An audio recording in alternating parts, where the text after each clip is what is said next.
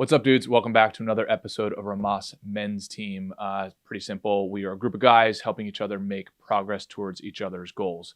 If you're new to the channel, awesome and welcome.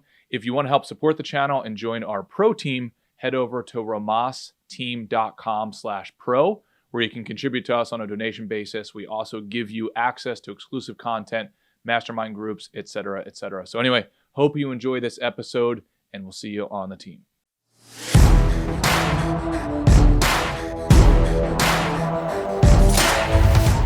Oh yes, dude.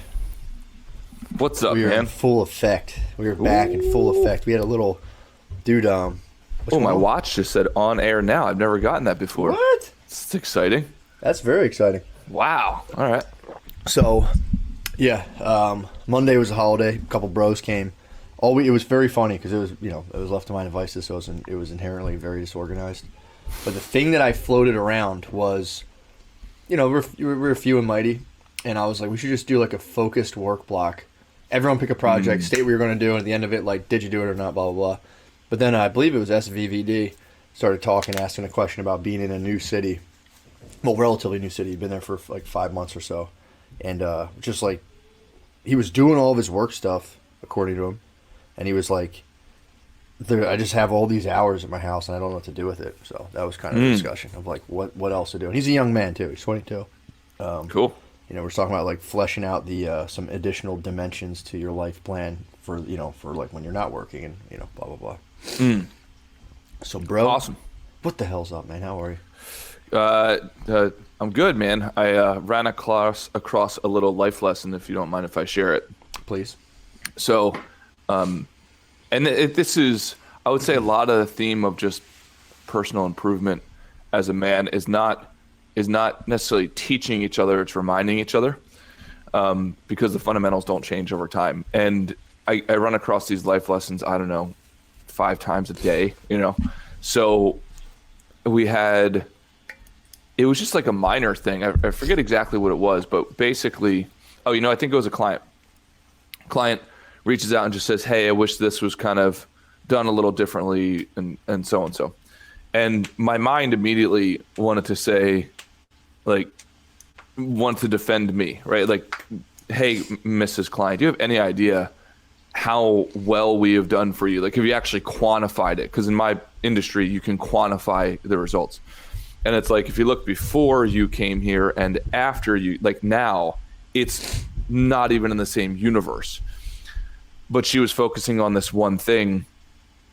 And my mind originally wanted to say, come up with all these defense mechanisms, et cetera. And then I was like, holy shit, like, no, I need to take responsibility. If there's one thing that I could do better, I want to be able to do it better. And it shouldn't matter who the critique is coming from, if that makes sense. Mm-hmm. Like Michael Jordan, and I'm not saying that I'm Michael Jordan, I'm not saying that at all, but like Michael Jordan, I'd imagine, is not going to be very kind in taking feedback from BJ Armstrong when he was on the Bulls, like that sort of thing. He's a solid rebounder.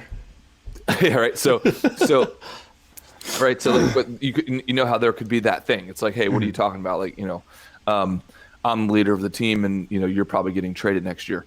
So, but I think that's wrong. I think I need to take more responsibility in my actions, because that's what gives me the ability to improve myself, if that makes sense. And it sounds so obvious. I'm not saying this is not obvious, but I think that's how often I do it, right? As soon as I get feedback or a critique, my brain comes up with 20 reasons as to why they are wrong and I am right.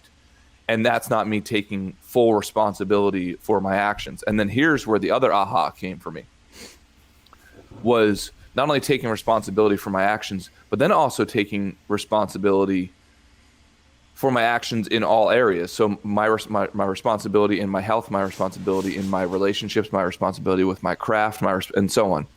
But then also taking responsibility for how those things then respond to me, if that makes sense. So if in my relationship or my relationships with clients, coworkers, etc. Yeah, I see what you're saying now. If they feel and are expressing certain things to me, normally, if I know I'm on my A game, it's like, well, hey, I'm doing my actions. What are you doing? Right? But if the market is telling me something, I need to take responsibility, because obviously I might be doing the actions, but maybe they're the wrong actions. No different than if I'm on my diet, let's just say, but my body, so that's my relationship to my body and my health. But then my body and my health is giving me feedback of gaining weight. Well, it doesn't matter. I could take responsibility for my actions and then tell my body, it's like, well, hey, it's up to you now, right? I did my thing. Like, why aren't you doing your thing? It's like, well, you're doing the wrong things for that particular market. So again, I'm not saying anything new, but I'm not teaching. I'm just reminding, and especially reminding myself of, are we taking full responsibility for both sides of the transaction? Yeah, man. I mean, dude, that's that was like my last 2 weeks. Just getting into, like, little dumb spats with my wife, just bullshit. And it's like, you get into them, and I could sit here and, dude, I could write a fucking encyclopedia on why I'm right, but quote unquote myself. But it's and as you were saying that, I was laughing because it's like, dude, yeah, you can say I'm doing it. It's like, yeah, but what's why is the outcome that, and what can you do? And it always, every time I get out of the defense mode, and it's obviously you're always going to be on your own side to an extent, but when you can really shut that defense stuff down and be like, well, is it possible? Sydney said this before, friend Sydney again. He was like, is there possible that I'm contributing to at least 1% of this? Yeah. And if so, what is that 1%? It's valid. Because you do want to safeguard yourself. This lady could have just been having a bad day and just start spazzing on you, and you're like, this is, what the fuck are you talking about? But it's like, how am I even a target of this? And let's make sure that I'm not. Yep. Oh, yeah. No, trust me. Now, I do think there is, obviously, I don't think you can go too far with this, or you can't go to the extreme of it, because that's where you get to payback ratios. Like, because you do not want to become a martyr. You do not want to be a victim. So it's at a certain point you have to draw a line in the sand and say, no, I'm taking responsibility for my actions, and I'm also taking responsibility for the feedback. But this is why I like the feedback of the market and not the feedback of one. Yeah. Because the feedback of one could be delusional, could be off, has their own biases, has their own baggage they're bringing to the situation. But if I'm getting enough feedback holistically, then I know it's me. That's a fair qualifier, for sure. Yeah, because you're especially, doing stuff on the internet, you're exposed to just like a million opinions at once, and it's just like, what do you do? Yeah, exactly. Yeah, no, I like that, and I agree, dude. A lot of this is just, reminding of fundamentals constantly. It's so easy to lose track. Dude, like, I'm fascinated as to how this happens. I get in these, like, these really nice grooves of working out, and then I just slowly don't do it for, I stop for, like, a week or two. And then it's like, dude, it's so hard to start it back up. And it's like, these are like a natural cycle I pass through. And then I start feeling like shit, like just physically and mentally, just for no reason at all. Everything will be going well, but I'm not doing that physical stuff, dude. I start to feel like shit.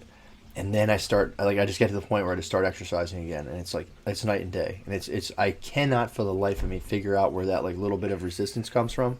I think a lot of it too is just like, I'm like crunch for time, I'm trying to do all these projects. And it's an easy one to be like, I'm fine. I'll get back on that later.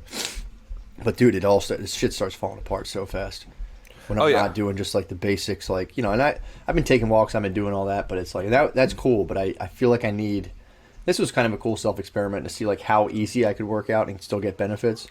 And it's like, the walks are great, I love them, but I need like the core conditioning and all that other stuff. So what I started doing, I would challenge every person who can do this. I think anyone can do this at a certain point in the day, but it's like when I'm working. So I'm working obviously in my house by myself. I can kind of do whatever I want. I can masturbate, but I don't. But the thing I like to do is I set a timer for like 20 minutes. If I'm sitting down editing video, doing something kind of like laborious, set a timer for 15 to 20 minutes. Every 20 minutes I pop up, I hit like 20 push-ups, I'll do like 10 burpees, I'll do the ab wheel, like 10 little ab wheels, and I'll do like 20 body weight squats. And you keep yourself on this little mini circuit where you're working, pop up, get your blood flowing, working, pop up. And you're not like gassing yourself that hard, but you're just getting the blood flowing. And that turns like a 2-hour work block into like a light workout that like you leave and you're like, fuck yeah, I got stuff done and I feel kind of good right now. Hell yeah. And it's like, dude, you could do it with jumping jacks. But it's like, if you're in an office, you'd have to figure out how to do this. But yeah. Can you repeat it again? So the increments I was using, so it was like I was doing a 2-hour work block where I was just editing video the whole time. Sitting in a chair, I'm clicking a mouse, I'm editing video. And I think I'm going to change it, but for this one I had every 15 minutes I was getting up and doing like literally a 2-minute thing where I would do 20 push-ups, 20 body weight squats, 10 of the ab wheel things, and then 10 Oh. burpees. Real quick, just boom, boom, boom, boom. You bang it out in literally 2 minutes. And then I'm Yeah. back down and I'm editing. So I'm like every 15 minutes or so, I'm getting that blood flowing. And I woke up today feeling like mildly sore. It just felt good. Hell yeah. So it's like, dude, just even if you can just figure something out where, like, again, these timers and, like, I have a timer going for my 2-hour work block. I'm just kind of watching that. I know when 2 hours is up. But, like, just having timers and bells and shit. Like, I was, the mindfulness bell, same thing. You set it to go off every so many minutes and boom, you're up. Just having, like, and you've talked about this before, Wes, like, really getting into having external stimuli, because it's just not enough to, like, be like, come on, do this, and you're like, cause the bell would go off and I'd be like, nah, I'm in a groove, I gotta keep, and I'd be like, let me just get up and do it.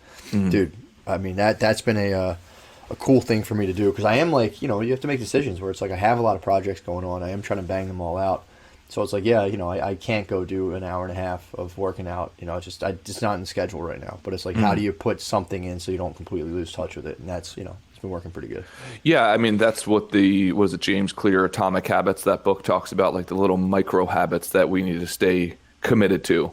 So not an hour of working out, but 5 minutes of working out. Like, what is the minimal atomic habit to make sure you keep in the schedule? Yeah, man. And it just kind of all feeds into itself. And then, like, the work I'm doing, I'm not getting kind of like into, like, lizard mode of, like, I feel like shit from sitting. Like, they're both feeding into each other. Working out, that gives me a little more energy to work. So it's like, it's kind of like a give and take. Yeah, man, I'll be honest, dude. I had this week, and, we should definitely check in with someone. But this week has been a huge victory. Week's been a huge victory, man. I started doing I confronted one of the main things I've been not uncomfortable about, like, per se, like, I was thinking about it a lot, but I've always floated the idea of doing, like, a solo podcast on the Patreon. Just like bullshitting by myself. I was like, dude, the idea of talking by yourself is crazy, and recording it, like, it really, I was always like, that sounds insane.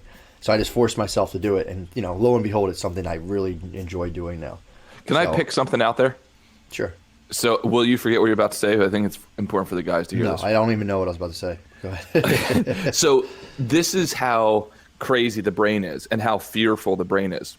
Because I would look at you and say, Matt's done stand-up for, what, more than a decade? Right? And in front of massive amounts of people. And he's also done a podcast, et cetera, et cetera, et cetera, right? But your brain is still a little nervous, or there's something there about just doing a podcast on a computer with a group like that's already on your team. Dude, it's insane. It's right. insane. And I have that. Everybody has it. But so if you think the fear is not going to be there, that's never not going to be the case. It is because there's always some little nuance that your brain will say, no, I can't do that. Yes, I spoke in front of thousands of people. I've done stand-up comedy in front of thousands of people, if not tens of thousands of people, whatever that number is. But no, I don't know about sitting in front of a little computer and speaking. I don't know that I can do that. That's so wild. It's insane, man. It's so crazy, and it's like, and I appreciate it. People are saying, it's good, and I like doing it, but I'm trying to get into the space where not that I don't care if it's good or not. I'm just going to continue doing it for the sake of doing it. So it's like, like I did the first one, that was great. Second one, I'm doing it. I'm like, it's kind of all over the place, but it's like, I don't care. I'm just going to continuously put it out and do it, like, discipline myself. And dude, it's just been fun, man. It's like a thing I get to do. I really enjoy it. And I just, when you talk about creating value, it's like, that's how, like, the real time application of it is like, you hear about, I talk to dudes all the time. Like, I have this job. It's fucking boring. I'm doing data entry. I'm doing this. I'm in a fucking freezer all day. It's miserable. And it really, really genuinely pumps me up to know that I'm giving people like an hour of respite from just like crushing boredom or just like, fuck this. And and again, it's like, when you take yourself out of the equation as much as you can and just say, like, let me even just try, if I fail at it, fine, but I'm going to make a valiant effort at like, just jumping in and kind of just offering what I can offer to that situation. It's like, why wouldn't I? And it's like, dude, absolutely. It's just fun. And again, like, dude, you're so right, because there's that fucking little voice that's like, this is gonna suck, and like the thing you have to tell yourself is like, this is what helped me. It's like, hey, dude, just do it, and then judge afterwards. If you judge without doing, you're a prisoner of your mind. You're not, you're just fucking around. You have to try the things. And luckily, again, like you were saying, Wes, it's the most low risk activity in the world, because then you just do it and delete the whole thing and be like, never happened. But it's like, it's good. It's a fun thing I like to do. It's man, it's like one of those things where, again, it's like this is in the second meditation video I'm doing. One of the key concepts I'm trying to get across is like, and kind of like what you were saying, Wes, you basically hit on it. Is like, we all assume that our brains, for the most part, are kind of like in touch with reality to some degree. But we also know a ton of people who we would say that guy's totally out of touch with reality. But we're into, and it's like, is it possible that you're slightly out of touch in some regard, where your body would, attribute a certain thing as a threat and perceive it as a threat, when in reality it's not only not a threat, but it's like the exact thing that you need to be doing at the time. Yep. Oh it's yeah. Like, it's a mind fuck. It's a genuine mind fuck, man. And it's like, how do you navigate that? And it's like, well, the most you obviously don't want to do you can say, well, you just do everything. It's like, well, no, you don't want to fuck yourself up, but it's like, but really like letting your experience be your guide as much as possible. That's my main rule, dude. Yeah, well, and I think when you go at it, like we always say, from an aspect of, okay, yeah, my brain is scared, but am I honestly trying to provide value for somebody? Like, that should start to tip the scale the other direction. And then the mental model that comes up for me when you're saying this, and Matt, you articulate it, which is, I think in Hollywood they call it temporary suspension of disbelief, where you're supposed to suspend your disbelief that the movie is fake, right? So when you sit and watch a movie, you're supposed to believe that it's real, at least for that 2-hour time window.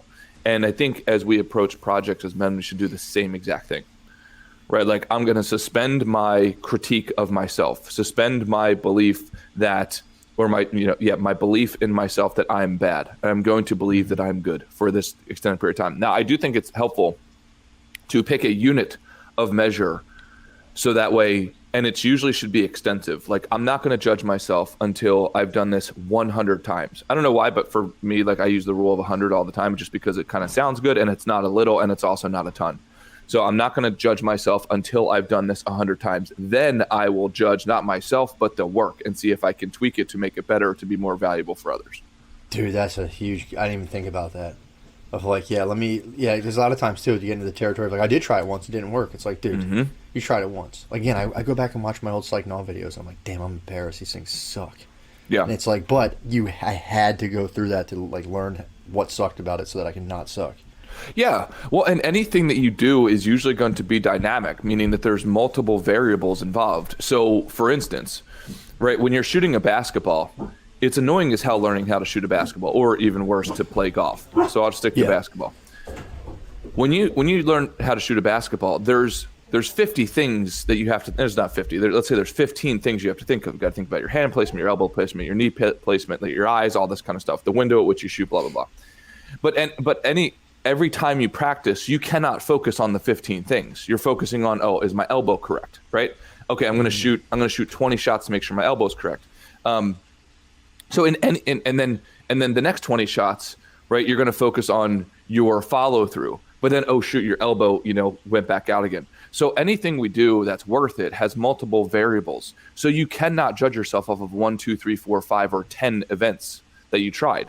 It needs to be minimum, in my opinion, 100. Like when it comes to shooting videos, right? There's the audio, there's the lighting, there's the video, there's the scripting, there's the cadence, there's the tonality, there's the natural vibe, like all of these things. So it would be foolish for us to judge ourselves off of 10, 20, 30, 40 times, because each one of those things takes 40, 50 times of like massaging and tweaking. So it just comes back to the rule of volume.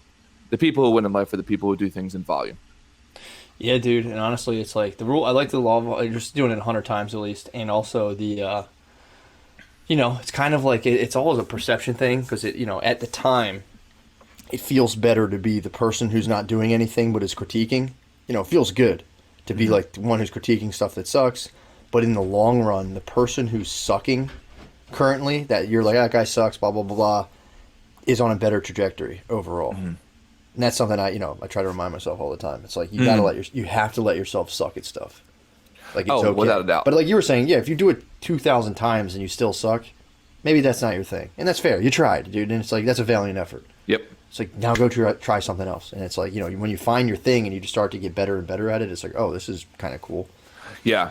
I can honestly say, outside of sports, and I don't even know if I can say that, I don't know anyone who has honestly given an effort at volume who was not really, really good. especially in adult life, where like I don't know a single person who's been doing something for years and who is actually trying at it, like legitimately, who's not really good at what they do. Does that make sense? Yeah, absolutely. I don't know. I just so much discount natural ability and quote talent. I almost venture to say that it's almost not a real thing. I know it is a real thing, but I think it makes up 2% of the pie, where I think the majority of the pie is made up by raw volume effort over time. I really do. And I only say that because I work in an industry where I can tell you that I see a certain amount of knuckleheads, in all different industries making boatloads of money, who you would never point to and say, oh, the guy's just got raw natural talent, or the woman's got a raw natural talent. It's like, no, she's just been doing this thing time and time and time and time, multiplied by 100,000 times after that. Yeah, man. And also so Gunth was asking, who's Dane Billis? Not sure. Says this is Matt's therapist. He says, so that applies to self-judgment on doing good. More volume, the better. What about something that was bad that you shouldn't replicate or will be harmful to replicate? It's like, I think that's just, what your discernment kicks in and go, oh, this is bad, and stop, depending on what it is. And, that all depends on how exactly is that being harmful to the other person. And like, that's where kind of discernment kicks in. It says like, obviously, yeah, if it's something that's bad, like, so say you're doing a thing, I'm trying to think of an example that would make that make sense. So if you're doing something that you think is good but is inherent, so if I got on and was doing a solo cast, I'm like, this is great, I'm getting better at this, but the whole time I was just like examining Mein Kampf and being like, well, actually, and you could be like, okay, dude, don't do that, but I don't understand like, if you're doing something that's harmful, it's like, yeah, just don't. I mean, harmful to replicate, I'd be curious to have you clarify. I'm not making sense. But, yeah, if I'm picking up on it, I mean, the first thing is, obviously, if there's something harmful, if we're talking about like habitual things like smoking, et cetera, that are clearly harmful long term, then that's just a matter of like using some of the tools that we talk about here to stop doing that. But I think that the more tricky parts are the things that you're doing that are wrong or bad, but are bad, but you're disguising it. Like, you haven't examined your true intentions around it. Does that make sense? Like, I think those are the tricky ones, the gray area, the ones that are right on the edge. And then I think the analysis is what my true intention is from there, deciding whether or not it's harmful or not harmful, and then making adjustments as needed. Yeah, man, I agree. Yeah, basically the whole point of it is just, just do stuff. If there's something that's making you kind of nervous, and you logically sit down and be like, what's the worst thing that could happen? And there's like nothing other than like, oh, I'm going to look like an idiot. It's like, just do it, just do it. If that's what you want to do it. And then if you decide you don't want to do it, you just go, yeah, I tried that. And you're already, in my opinion, you're already separated from, I don't know, being conservative 80% of the human population, for the fact that you can transcend your own kind of doubts and insecurities and do something in spite of that. I think that's like, you might be in 90% of people. I think just don't do that ever. Yeah. Would you agree? Yeah. Oh, what? I would say the ratio is even more extreme. Yeah. I don't know, I know a handful of friends and people, you obviously are included in this, only a handful that are actually going out and creating and trying to actively produce value in the world. Most people, like Warren Buffett says, are zombies to life. It's just, they just follow the script. They go from this to that because society said do this, this, and this. And if you bring up the value discussion to them, they're like, what are you talking about? Yeah. Yeah, man. So that's that, dude. So I will say I'm pumped. I went through a 2-week funk, and I also too, if anyone's in a funk, I've read a thing before about how you kind of treat them as like a fermentation period. So the whole time you're in it, you're just going like, my mind's just fermenting, and it's gonna spit me out on the other end of this enhanced, and every single time, it did. So yeah, if you're going through a funk, just contextualize as a fermentation period. You're in a fermentation. You're fermenting, and your juices are just realigning, and all of a sudden you're gonna pop out of it. But again, it's like, while you're in the funk, I can't speak enough on this. Having a thing you're doing, like I have a daily schedule. I showed people my the way I kind of break down my weeks and months, or like on that little Word doc, the fact that I'm tied to a predetermined set of tasks for the day, you know, even when you're funk flexing, dude, it's just, at least I was hitting, even if I was hitting just 50% of those, I was still working and moving and churning things so that eventually I was able to like unlock that for myself. Yeah. So. Yeah, I want Gunther saying that he's in a funk. I'm wondering what's going on right now. I probably put it in the comments earlier. If anybody has any comments on that, let me know. But I'd be curious, and he probably can't come on, but it'd be great to have him on if he's available. And then also, I'm curious who Dane Billis is. And then Delco Jim is on as well if he's available. If any of those guys are available, it'd be awesome to have you guys on. Or if anybody else wants to come on. Yeah, it'd be nice. Oh, and Gibbons is on too. Thanks, Yeah, Gibbs has been killing it too. I'll toss a couple things out. I'll throw some bait out in the water, see what bites. Let's do it, man. I would be no M Gunth. M Gunth is at work. So here's this is something too. We can discuss this before I toss someone else on. And I've noticed, Gunth. I've noticed that I see the situation. You know, had some of it a falling out. There seemed to be some sort of crazy situation where your bae got assaulted. He wasn't really doing anything. You know, and shit got kind of escalated into people physically fighting. And then I also noticed that you're also getting into an alcohol abstinence. Now, here's the question, dude. Do you think that alcohol has anything to do with that situation? You know, and that's something, it's like, how do you kind of, it's a fair question. I'm not being a dick. It's like, this is a fair question. Yeah, sure didn't help. Yeah, man. I mean, this is a fair question too. Of like, how can you,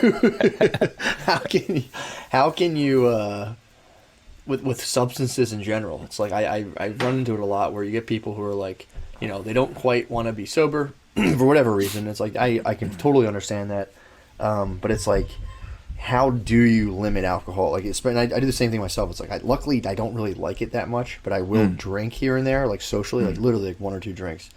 But it's like, yeah, man, that feeling, I dislike it as well. But it's like, how do you handle alcohol when it's like, again, like Gunther was saying, it's so prevalent in, like, you want to date, you want to work, you want to network at work, that there's a whole thing, and especially in office cultures, is like, the happy hour, and that's how I get in with the boss. It's like, how do you navigate that in a way that doesn't kind of slowly devolve? Sorry, I got as soon as you said the office and happy hour, I just got to kind of tell the group. One day, Matt and I worked for the same firm. He worked for the firm after I did, and he came to the company holiday party. Apparently, from what Matt tells me, trashed, and it's like blacked out. So I was networking hard. and he shows up, and the CEO's there, and the CEO's like, no nonsense. Like, he doesn't even talk to anybody when he's at the company. Personal policy. Unless you made a sale, he won't talk to you. Such a jerk, right? Like, so Matt shows up shit-faced to the holiday party and gives the guy a rose. And if you like, it doesn't sound so funny, but if you're there, like, if you know this guy and how sophisticated or he thinks he is, and Matt comes up completely trashed and gives him a rose at the holiday party. Oh my God! So yeah, do that for your networking. That's what alcohol will do for your company culture. I also talked to his wife extensively about mushrooms, and then handed him a rose and told him he was hot. But I was also on some scorched earth shit. Like, I hated that place, and I genuinely wanted to be fired. But there is a thing too, though, where there's like the company. I've seen other offices, and I've heard a lot about them through like people I know, and like people I like dated and stuff, and like kind of twining myself with their like office world and going to like social events. There does seem to be a pressure around like the happy hour and drinking. That I don't think it's like totally externally placed on people. I think people are raring to get out there and get fucked up on a Thursday after sitting on their hands all day and like not really doing shit. Yeah. So yeah, it's like, dude, how can you do that to the point where it's like, I'm gonna have a couple of drinks on dates.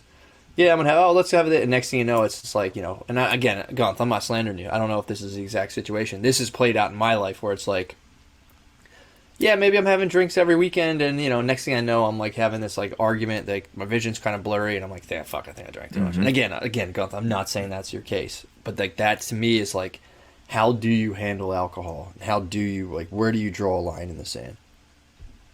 Gunther said, kind of spot on. Yeah, man, it's like, it's hard. It's hard to do, man. And like Wes has a pretty much, seems you have like a zero tolerance policy personally to alcohol. It's like, you just don't, I don't want it. I don't want anything to do with it. I honestly, I'm like, it makes a lot of sense, man. Yeah. Yeah. Here's the thing that I've noticed. So, my girlfriend's dad, right? My girlfriend has a child, and the dad, so the child's grandfather, this past week, he comes in, and the kid oftentimes is not very well behaved, especially when he's not structured. So he goes and he does something, but then the dad, his grandfather, reacts in not an extreme way, but let's say, 2 standard deviations away from what is normally his reaction, right? And then he does it again. And I'm like, and now that, and in my head, I'm like, okay, this is not going to go well. Like, the kid is not going to receive this well because the communication is slightly off. Let's say it's 20% off center, right? And I'm in my head, I'm like, okay, this is going to end badly, right? Because you can start to see the consequences of the stimulus. So anyway, then it happens again. I'm like, what the hell's going on? And then I noticed he had a drink like over off in the corner. And I'm like, oh, no, he wasn't. You would never be able to tell by any means. Like, he's not stumbling. He's certainly not drunk. Not even close to it. But what alcohol does is it starts with, in my opinion, with the first drink, literally with the first drink, it starts to skew your perception of reality, because it kind of like, it slows it down, and then it puts it through all these filters or lack of filters. Like, this reality's happening. Normally I'd have some sort of like protection against this, but that protection's kind of gone because that drink like inhibited, blah, blah, blah, etc. So I think those are the real risks. So I don't know if Gunther was trashed when this happened, but even if it's one drink, he's starting to see these things slightly differently. Your testosterone's getting a little bit more a hold of you because, the alcohol suppress your wall up in front of you that normally protects you from it. So I think that oftentimes is more the incriminating thing. Not the, oh, I'm completely shit-faced, because when you're completely shit-faced, like, yeah, I probably messed up last night. But when you have one drink, you're like, no, I was spot on, right? Do you know what I mean? Like, I think that's more of the risk factor. So that's why I have a zero tolerance policy. Well, I kind of like Kaizen, too. Myself. Yeah, no, absolutely. And it is understandable. Every time I meet someone who's like, I don't drink, I'm like, nice, good job. That's a good move. Yeah. The Kaizen he has a little filter that's saying you have to ask yourself whether you're using it as a crutch or as an enhancer. Is it to cope or to add rocket fuel? And I just genuinely enjoy Kaizen on rocket fuel, just absolutely elevating the party, dude. But I think that's a fair thing too, because again, it's like it all depends on what works for you personally. It's like I haven't had a negative situation arise in my life due to alcohol in years that I can think of. Like, literally, I haven't had it for years. And again, I would say, like, just thinking out of the box on a positive note, I think it can almost work too with intimate relations, almost like especially if you're not getting like sloshed. Say you have your partner, or there's just someone you're in some sort of relationship with, tension's building up, and you just say, let's go out and get a drink, and that does help people kind of like dissolve that barrier and just like flow with the conversation. Maybe say things they wouldn't say in a way that kind of helps. But again, here's the problem. What if that turns into way too many drinks and you say too much, and then that person fucking freaks out and the whole, But I would say, all these things can be used in a conscious kind of manner. But if what Kaizen's pointing to that I kind of agree with as well is like, are you just like, could you go to a bar sober and enjoy yourself, and then that would just be a little more fun to have a drink or two, or would you just fall apart psychologically if you go into a bar sober? And it's like, and I would say honestly, I would be closer to that category. Not, I wouldn't fall apart, but I would certainly be uncomfortable. Yeah. So. Yeah, and Gunther's saying alcohol fueled the altercation, and then even trying to clear it up, no one actually knows exactly. Dude, that is exactly my point, right? Like, then when you try to examine it, and like a couple hours later or the next day, nobody has the accurate version of reality because everybody's reality is skewed because the alcohol is skewing it. It's so crazy.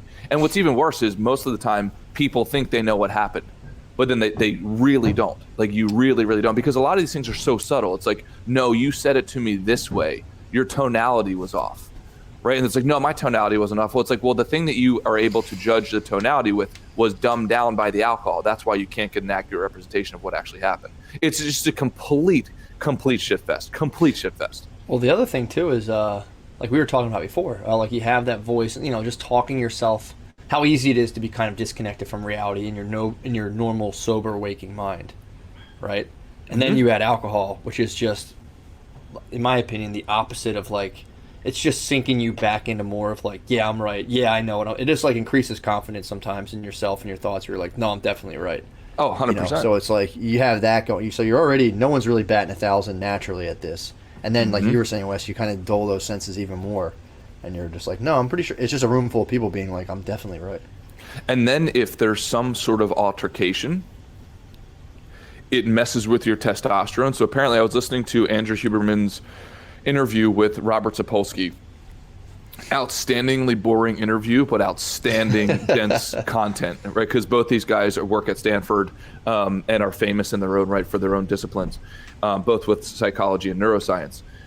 But in there, Robert Sapolsky talked about testosterone is not, apparently people think it's the reverse. Testosterone is the hormone that makes you more aggressive.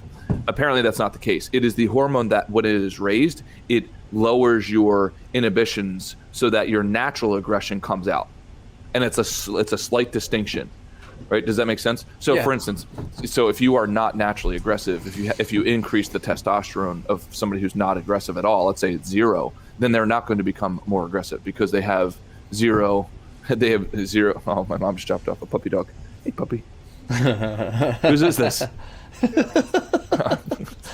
Your testosterone is raised 5%. Yeah. Can you get the dog out? Thank you. So anyway, so yeah, if you're starting off with a 0 baseline and then you increase testosterone, you're not going to become more aggressive because there's no aggression in you.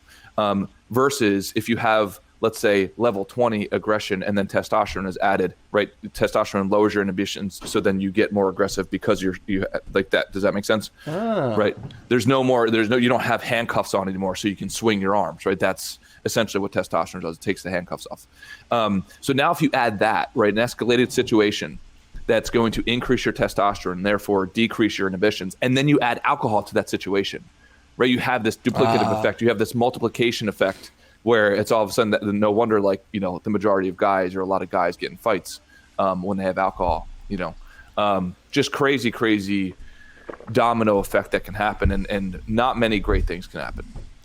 Yeah, especially within, like, you know, there's something, and maybe I'm just a sick, twisted psycho, but I always found something like beneath the surface of socializing that to me there's always something kind of like sinisterly hierarchical about it. Like when you go out to a bar and you're part, like there's like a weird thing going on where people are like, you know, dudes especially out at a party environment are kind of agendized and like, you know, like, are people just hanging out or are people hoping to get kind of laid? Then you get guys hoping to get laid, and there's this weird kind of thing going on. Like maybe, you know, that guy's there with a girl, he's closer to this happening. And then there's other just dudes who are just there hoping to that to be the case. And that, you know, that just adds a whole other dimension of it too. Mm-hmm.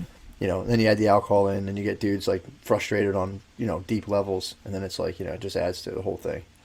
Oh, yeah. Yeah. I mean, I don't know. How quickly does your state change? My state literally changes with the first probably ounce. Like we were out at sushi not too long ago, and the owner of the sushi, he does this like every time, and I wish he wouldn't.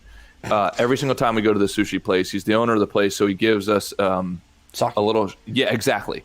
As soon as I take that sake, that was the first. So the last time I drank was 4 years ago when I went to this place with that guy, and that was, you know, so I had 3 ounces of alcohol. The same thing exactly happened here. And as soon as I drank that, maybe within 15 minutes, I noticed I was like an ever so centimeter off center. Yeah. Yeah, for sure. And like I said, it's again, like if people can do it responsibly, I do think there is an inherent value where it's like, say you're someone who just can't get out of your own shell. You're at a date, you know, you're having like an important discussion with somebody. Maybe you do it, it kind of relaxes you. You say things you wouldn't normally say, and maybe it's good for you if you can moderate it. But again, there's like, you do it too much, and then it's like, then you say way too much, and now it's like, what the fuck? And you're like, I made an ass of myself. Yeah. So, yeah, well, and can you get to the same result by working on the underlying skills so that it would produce those same things? That's obviously, you know, that's obviously the better solution. It's like, could you force yourself to do it anyway? Because again, like even with this is the thing with stand-up comedy, man. It was like in the very beginning, I'm doing stand-up. I'm wildly nervous to do it, and it's like it's not even like a question. You're like, I'm going to have a few beers before I do this, and you're in a bar anyway, so it's like, it makes so much sense. And like Lucas is saying, it is a slippery slope, and it all depends on, again, if you have that. I can say it easily because, again, I'm not ever compelled to drink. It always, like, I have to come across a situation where I'm like, I guess I will. But like, I just don't really like alcohol like that. But so I can just like enjoy it when it's around and be like, yeah, I'm good. But I will say this. Damn it, I lost my point. No, I definitely totally lost my point. The idea was. So you're not naturally compelled. Yeah, no, that was kind of where I lost it. But it was kind of like, damn it, dude, that pisses me off. I completely lost my point. But the basic thing was that, yeah, you're the stand-up in bars. So it's like, it makes sense at a point where I'm going like, yeah, like I should, I need to relax. And then it's like you were saying, Wes, if you want to get good at something, you got to do it in volume. So it's like, well, I can't drink every time I do stand-ups, then I'd be drinking 5 nights a week. And then that's a problem. So it's like, yeah, I mean, to be honest, yes, I believe you are 100% right that it is the best policy to learn those skills without the help of anything like that. But I would say it is understandable why people, given the enormity, the feeling of enormity of like, yeah, but I just really don't want to talk about that with that person. I get why they'd feel compelled to kind of like use alcohol. But like Lucas is saying, and it's very, very true, it's a very slippery slope, dude. And it's like, yeah, it's tough. It's a tough call. Yeah. Not only is it a slippery slope, it usually leads to a miscalibration of when you need to stop. Like, most people don't stop drinking alcohol just at the line where they should stop. They look, it's like, oh, maybe for the last 6 months I have been acting like an asshole, right? So, 6 months of error, right? There's a lot of momentum. And then, like, even to recognize the error zone, it's usually not just a day. It's usually, and probably 6 months, usually I think a lot of times like, oh, for the last 4 years I've been doing this. It's like, holy shit, you know the destruction you've built in the last 4 years? Yeah. You know, even with myself, like I never had a drinking problem at all. Like, you know, I would do it every once in a while. And that was the same way. You know, he wasn't drinking all the time. We would do it occasionally. But I look at up. Oh yeah, I mean it was. You fucked up. Yeah. I mean, you know, and there's a lot of benefit to that. There's a lot of funny stories that come out of it and so on.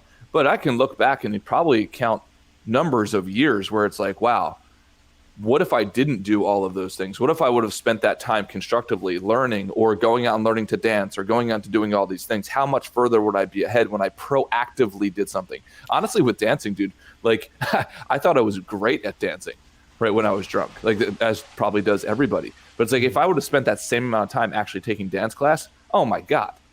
Yeah. Right, I would have been so much further ahead in terms of my dance skill, and then kind of subsequently better in my social skill, better at the skill of courting women, like all of those types of things.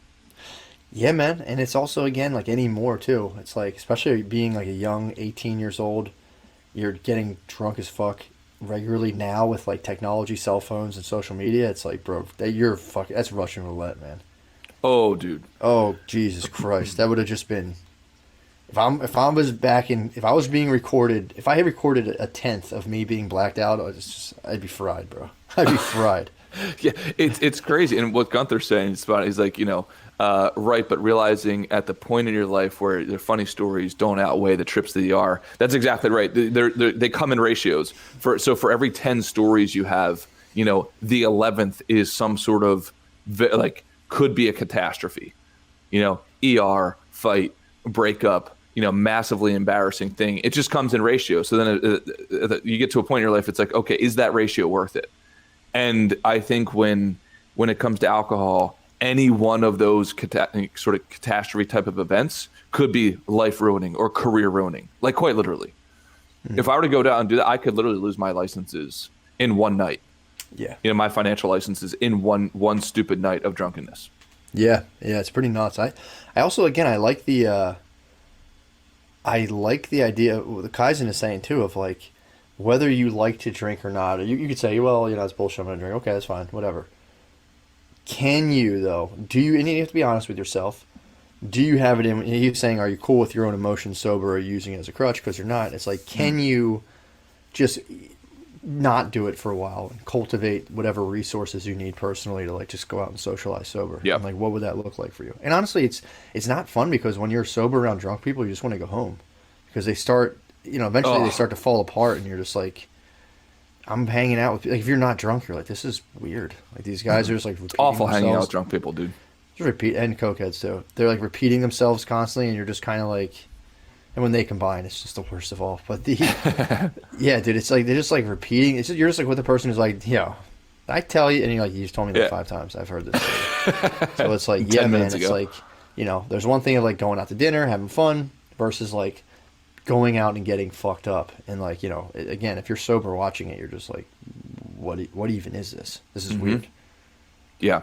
No, absolutely. And then you're just one drink away. So let's even say you go out and have a good time at dinner, which go ahead. Like, I'm not saying not to necessarily do that. I'm just saying that I personally don't get enjoyment out of it. But you're just one drink away from that argument, right? You're just one drink away from saying something stupid and then causing that argument, or you're one drink away from doing something stupid that could change your life. It's just it's that one drink away thing that I'm just not okay with making that bet.